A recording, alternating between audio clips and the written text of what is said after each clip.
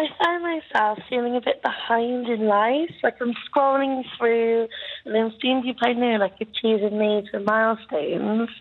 And I don't know, you just think, oh, I feel like time's running out, or I haven't done these things that I was made to feel like I should have done by now. How old are you, Sazzy? I'm 21. 21, you're a baby. You've got loads of time. Your wee bones are hardly formed. OK, what would you say? Do you know what, Sazzy? Number one, it's completely normal to feel that way. We all go through those periods where we think everybody else's life is just taking off and they're flying and we don't know where we're going. The most important thing that you need to do is define what do you want to achieve. So what do you think right now that you're missing out on? What do you want to be in the long term? Can you explain that? Yeah, so I actually want to be a psychiatrist when I'm older. Brilliant.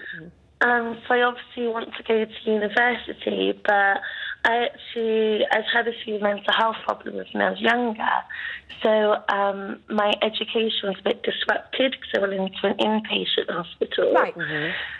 So you've got a perfect opportunity there. You've seen it from both sides, haven't you? So, yes, it's been difficult, it's been challenging, you've had some inpatient help, but the chance there is that you've learned so much. You've recognised it from a patient perspective as much as from a practitioner perspective. So whilst you think you've been missing out, you haven't. You've been honing your skills, you've been recognising that this is what you want for your career, and now, at 21 years old, you're on the journey to get there. Never too late. Exactly. Very positive, very positive. Good luck, Sazzy. Sazzy, Lynn, hello, Lynn. Hello.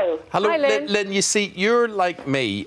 You see social media as making the world a smaller place, and I've made a lot of friends on social media, a lot of people, regulars who I would talk to, and we would communicate and whatever with each other. My only problem with that is I probably don't need more friends. I've got enough friends in my life, in real life, without getting more on social media. But Lynn is at a stage, but Lynn is at a stage where she is lonely, and social media fills the gap for you, doesn't it?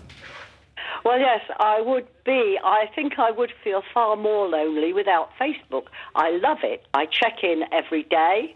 I have 7 children, and they are scattered. Amazing. I don't have a car, so it's a way of keeping in touch with what they're doing, where they're going, and you can have a real chat with them on there. Yeah.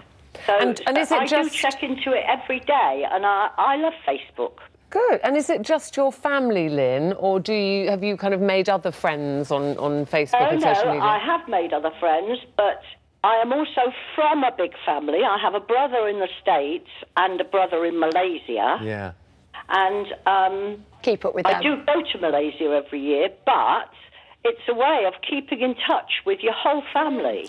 That's what Emma was saying this morning. You know, you feel like you know exactly what everybody's doing, even though you've not seen them for 6 months. Yeah, I think saying it makes the word smaller is a really nice definition. I agree that social media can be brilliant. I love my social media family, but I don't take it seriously, as in I don't let it affect me negatively. And I think when you're doing what you're doing, which is picking the positives, using it as a platform to keep in contact with people that you love, sharing space with new friends and people that you can kind of meet on that cyber world, that's something that's really constructive. I'm really glad that you're using it as an aid against loneliness, because, as you know, that's one of the worst things that anyone can deal with. Oh, it is, absolutely. So brilliant. Well, you keep hanging in there, Lynn. That's brilliant. Great, Lynn. And, you know, when I think of days of old, you know, you had your film star heroes, your John Waynes, your Doris Days, your Clark Gables, whatever. Imagine being able to speak directly to them. My husband has never got past the fact that I managed to get Mark Hamill to tweet him.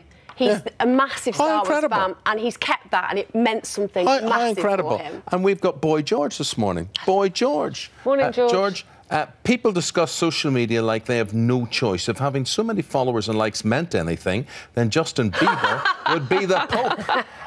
Capital P for Pope, incidentally, George, just to point that out. Capital T, capital P. Yeah.